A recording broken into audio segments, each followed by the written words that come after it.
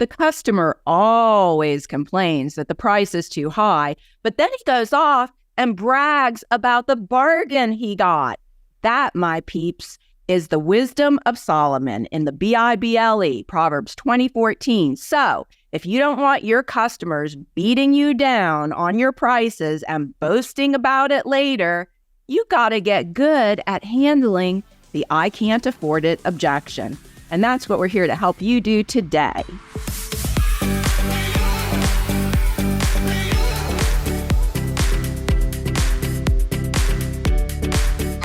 Hey everybody, welcome back to the Kingdom Builders Academy podcast. We are here tackling objections once again, and really just the how to overcome I can't afford it.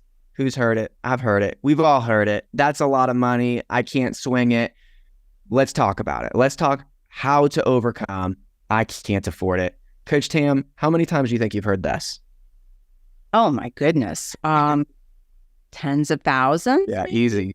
Over 10,000 for sure. Yeah.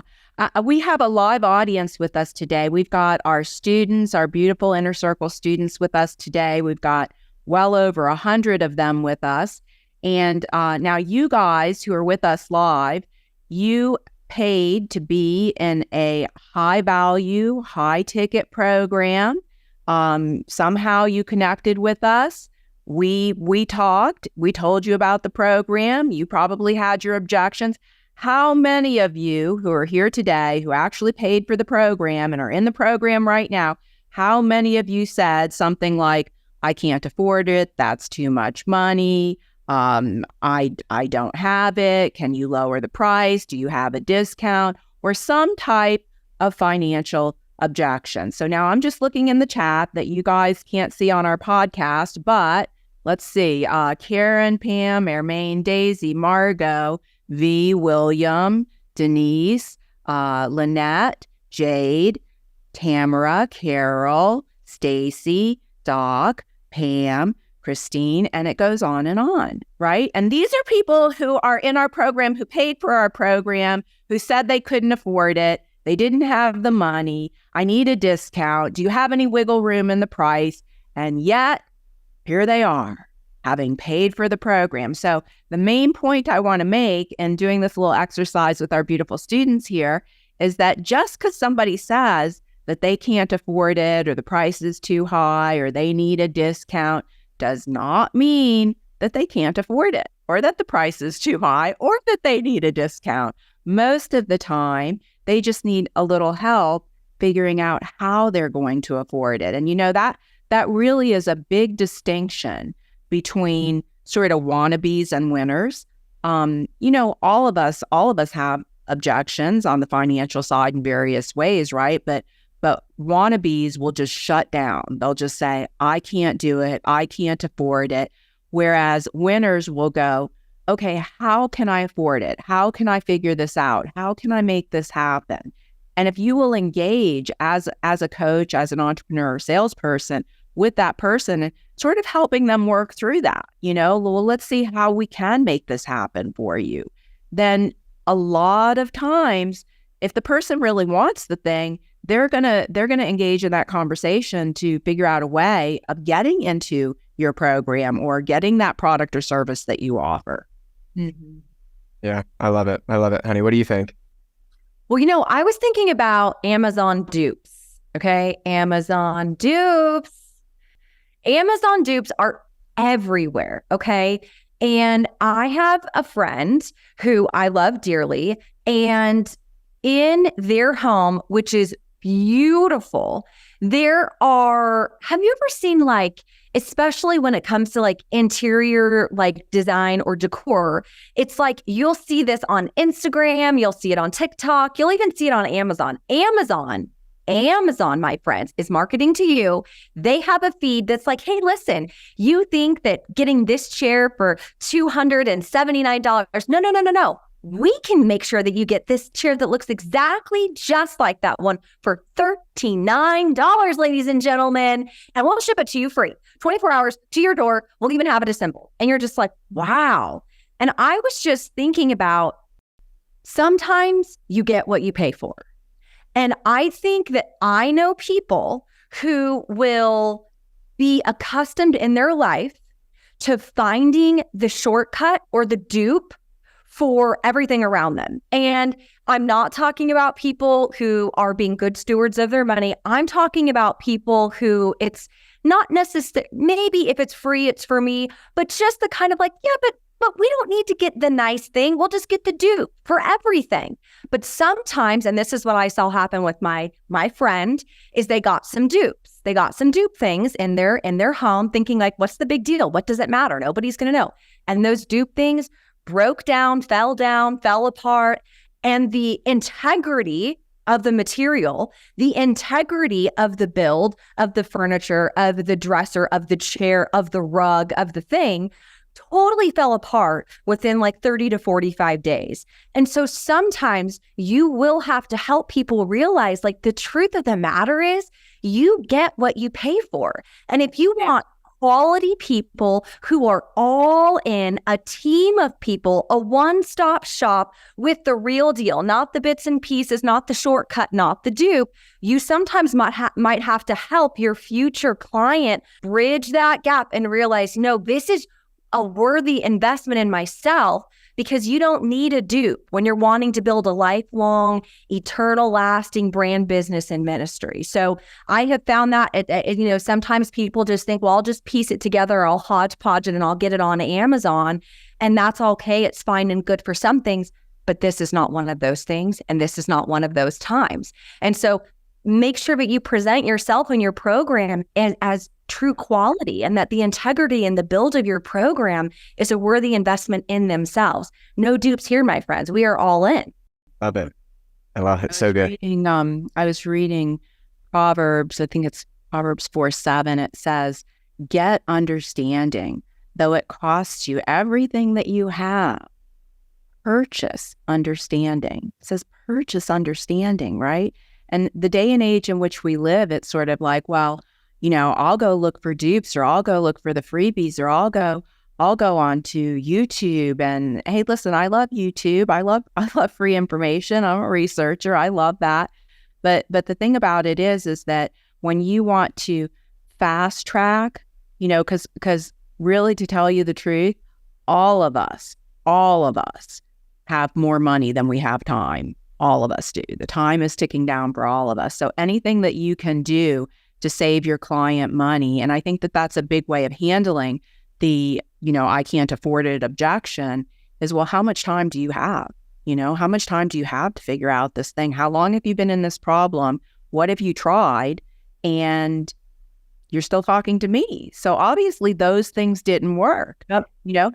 Did you purchase the $50 thing, the $500 thing? Well, I've got a $2,000 thing, but you know what? Between purchasing the $50 thing and the $500 thing and that conference that you went to, that you networked, that nothing came out of it, all these books that you've read, all these courses that you've read, you spent, 3-4 times as much as this program costs that's going to guarantee to get you the result. Sometimes you just have to help them put the pieces together and realize the cost of not taking action is way greater than the investment that they're making in themselves and doing your thing. Yeah, no, I love it. So true. Here's what I think about handling kind of the financial objection, which is always the big one, right? Like that's always the one. And if you do what we said on last week's episode, which is, have something that's clear and compelling that like everybody understands and everybody wants, right? When we get to the end of a strategy session, a sales call, a webinar, something like that, pretty much always everybody would say, yeah, I want that. Yeah, I want that. That sounds good. I want that. Right? So the only objection should be, the financial one, maybe the time one, but it's usually the financial one, right? Because it's going to be a high value, high ticket resource. That's kind of the business that we're in, because it's the best way to help people. And it's the only way to really make a consistent living in this space.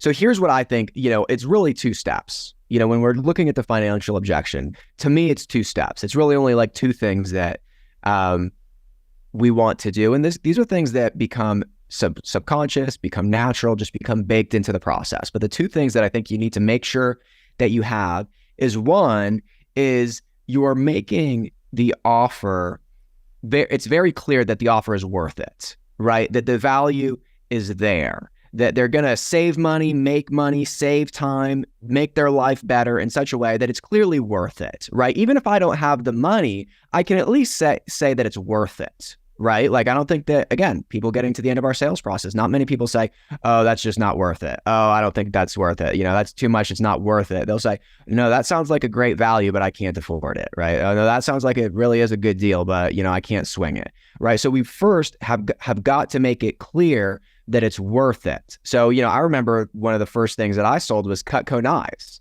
And Cutco knives are awesome, super high quality, made in America, forever guarantee, but they're like triple the cost of like knives that you would get in most stores. Like, they're expensive knives. So part of the process is showing how it's worth it, showing some comparison and showing that it's got a forever guarantee. These knives are going to last forever, right? If they break down, we'll replace them. If they need sharpening, we'll sharpen them. The material is this, whatever fancy name material that's like the best of the best.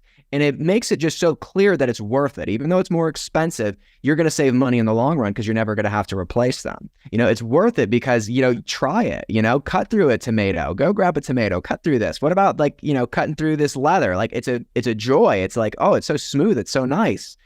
We've got to make it worth it first, like so clear that it's valuable, it's worth the price. Even if I can't swing it, I can see that is worth the price. If I had the money, I'd probably do it, right? That's the first step. Like, we can't skip that step, that even if it's something that's like, emotional healing or spiritual maturity, we have got to find a way to anchor it to something that makes it just so clear that the value is there, that it's totally worth it, that I'm going to save money, I'm going to save time, I'm going to make more money, I'm going to have better relationships, I'm going to have better quality of life. It's worth it. The price is high, but it's worth it.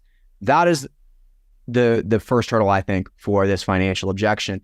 And then the second thing is something that's in you, which is conviction and certainty. Because the person on the other side of the conversation is uncertain, right? They're in a place of uncertainty that like, I don't know, like maybe I don't think I can do it. Maybe I can, I don't know. You have got to be the stabilizing force that is certain, right? Like, there's a saying that like whoever's more certain wins, right? So if they're like very certain this isn't for them, but you're more certain that it is, you're more certain that the value is there, you're more certain that they should do it and they should do it now, just because that is your conviction, that is your belief. That is what I think moves people over the edge a lot of the time, is that if they can see the values there, but they're uncertain if it's for them or if it's for them now or if they can do it, but you are more certain that no, this is so clearly for you. Look at what you said earlier. Look at what you said earlier in the conversation. Like, can't you kind of see the two paths here, right? And if you're just convinced, if you are convinced more than they are convinced not to do it, you're going to bring people to your side of the table. You're going to bring people to your way of seeing things. So I think you've got to have that clear value. It's totally worth it, even if I can't afford it. But then to pull them across to, okay, I guess I will do it, is the certainty that like, no, I mean, I've seen it too many times. I've had too many conversations like this.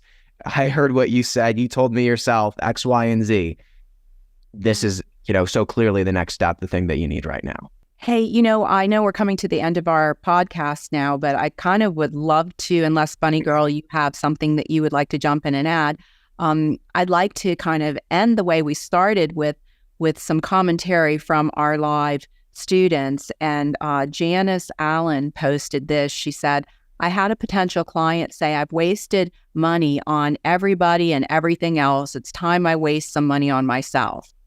And Janice said, the fact that you refer to it as wasting money on yourself instead of investing in your healing and growth says a lot about how little you value yourself and your worth and the worth that you see in yourself.